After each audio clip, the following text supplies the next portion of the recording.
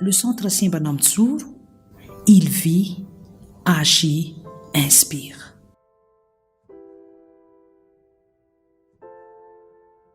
Vaincre le handicap, tel est le défi du couple Rajafindrakotoulala et Rajafinjatofela en créant le centre Simbanamtsuru en juin 2003. Une structure qui œuvre pour l'insertion scolaire et professionnelle des enfants et jeunes handicapés. Pour les personnes handicapées qui peuvent apprendre dans les écoles ordinaires, le centre Simbanamtsuru leur offre des bourses d'études assorties d'encadrements mensuels. Les bénéficiaires doivent bien s'appliquer, sinon le soutien est annulé, car le but est de les rendre productifs, capables de se prendre en charge plus tard. Pour les personnes ayant un handicap lourd qui nécessite des accompagnements spécifiques, le centre Simbanamtsuru les accueille et leur fournit une éducation adaptée à leurs besoins. Pour l'année scolaire 2017-2018, 26 élèves sont inscrits et répartis dans 3 sections. Section des petits, section des moyens et section des grands.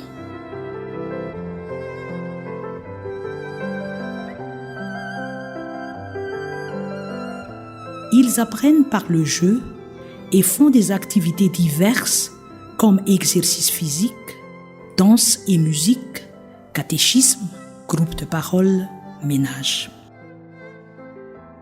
Tsy hampambambana no itenenako fa mahafinaritra ny asa na eo amin'ny fifandraisana amin'ny mpianatra na ndray aman-dreny ny samy mpiasa indrindrindrindra amin'ny mpitarika dia azo lazaina hoe tena mahafinaritra ary izay no natamanana nandritra izay taona maro izay teto amin'ny centre Simbanamtsuru. Tiako asongadina kely nanamarika anay tamin'ity taona 2024 ity dia ny nandehananay tamin'ny volana marsa teo tany ampitan-dranomasina tany a Lyon raha ny marimarina kokoa namonjy formation izy io. Tsy hoe formation fotsiny fa tena hoe nandray nahita lesona azo antsoahana mihitsy ny tety an'ireo toerana ahitana ankizy manana fahasembanana sy tanora zany dia tena hoe nandray traikefa ary ny tena nafinaritra tamin'ilay izy rehefa miverina avany zay dia tena tonga dia nampiarinay avy hatrany zany ny zavatra hitanay tany raisiko ohatra vitsivitsy fotsiny hoe raha manaraka tsara ny saritsika dia mahita hoe misy zaza napetraka tamina verticalisateur. Iny verticalisateur iny dia efa nanananay ela be fa tany nahitanay fomba fampiasana anazy dia nampiarinay ilay izy tonga teto. Faharoa manarakarak'izay ohatra anankiray koa raisiko zany hoe dosinay zany dia ambany ka rehefa mampandro ankizy zay dia somary miondrika be rehefa mampandro ankizy kanefa rehefa nahita tany zay dia nandray lesona koa dia nampiarinay ilay satria hoe ay tsy voatery hoe hanana dosy ohatry ny any an-dafy zahay fa nisy fomba afaka natao dia nametraka chaise zany zay chaise de jardin napetraka tao amin'ny dosy dia mba tsy miondrika be na ilay ankizy ary tsy sahirana be koa tao amin'ny dosy. La journée des élèves est bien remplie. Ils arrivent au centre le matin et un bus scolaire les ramène chez eux le soir, sauf les internes.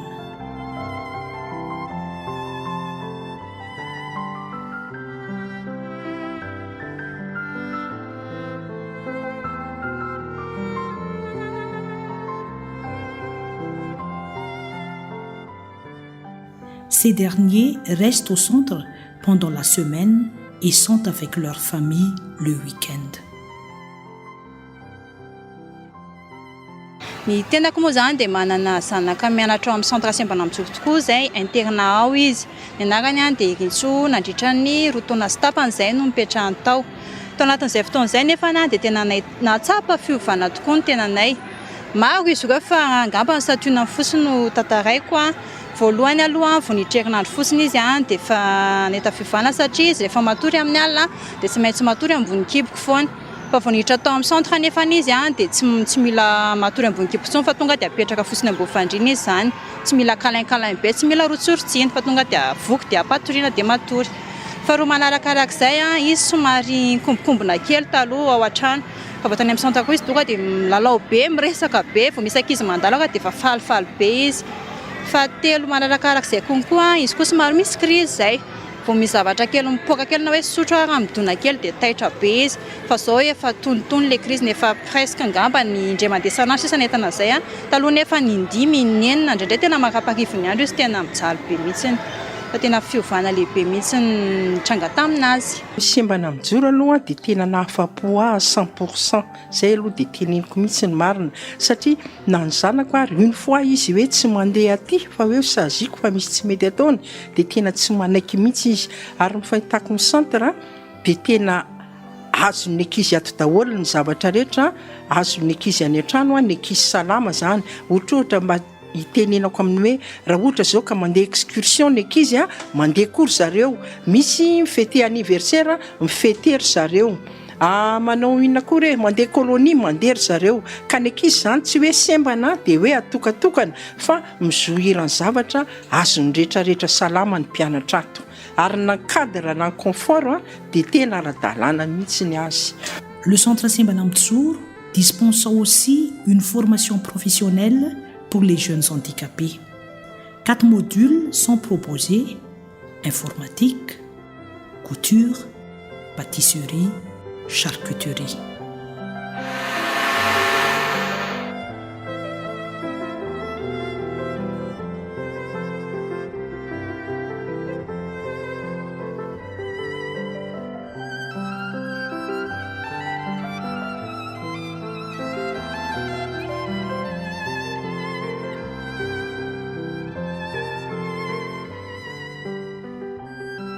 Tena mpendoana dia fonaloako tsy nahako ohatrany hoe nanoraka sy namaky tena ankehitriny nefa noho ny fidirako tara-Simbana Mtsuru dia afaka atao hoe nanita fahalalana io fahalalana hafa mihitsy mihoatra noho le efa nianarako tany ivelany mahafapo mety aminahy mahavelo anahy ihany koa. En ce qui concerne l'insertion professionnelle, le centre Simbana Mtsuru a mis en place un atelier de couture qui emploie des femmes handicapées. L'atelier fait du sur-mesure et confectionne des vêtements de travail. Parmi ses clients, on peut citer la styliste Tsomatana qui confie au centre Simbana Mtsuru la production de sa collection Lambawani. Nous, on travaille ensemble par rapport à ça et comme vous voyez, la robe Wund, par exemple, celui-là, c'est fait par des gens dans le centre, c'est-à-dire les gens qui ne voient pas, les gens qui n'attendent pas, les gens qui n'arrivent pas à se mettre debout. Pourtant, ils arrivent quand même à fabriquer quelque chose de bien, de merveilleux, joli, bien fait. Donc pour nous, c'est très important de travailler avec l'association parce que voilà, ça donne ça. Par rapport aux autres, par rapport aux couturières qui sont partout, là, on préfère largement travailler avec eux parce qu'ils sont à temps, bien soignés et bien présentés, en fait, la collection. Cette année, cela fait exactement 15 ans que le centre Simbana Mtsuru mène des activités en faveur des personnes handicapées. Comme toute chose, il a connu des hauts et des bas, des moments prospères et difficiles. Mais le plus important, c'est de constater que ces actions ont permis à des centaines de personnes handicapées d'accéder à l'autonomie et à l'épanouissement. Nanomboka tamin'ny taona 2024 no nidirako niasa tato amin'ny société Ariplast izay endraiketan'ny Madame Fanjara Zakaboana. Na tonga natafiditra tato dia maraina ny centre Simbana Mtsuru izy tamin'izay fotoana izay dia teo no mifakahitahnay dia ndraisy niasa tato amin'ny orinasany secrétaire administrative amin'ny poste misy anahy ka hatramin'izao fotoana izao. Nafinaritra ny fiara-miasa sady tsisy fanavakavahana ma sembana ara-batananako fa mitovy ny mpiasa rehetra, mitovy ny fiarahana miasa atao amin'ity orinasa ity, samy manao ny andraikiny sy manatanteraka ny andraikiny Le Centre Simbalam Tsour a pu réaliser ses œuvres grâce au dévouement de son personnel, au soutien des bailleurs de fonds et à l'appui des gens de bonne volonté. J'étais déjà sensible à tout ce qui concerne le handicap. Moi-même, étant issue d'une famille proche du centre Orchidée Blanche, ma famille a toujours accompagné et soutenu les familles avec des enfants à handicap physique, mental ou autre.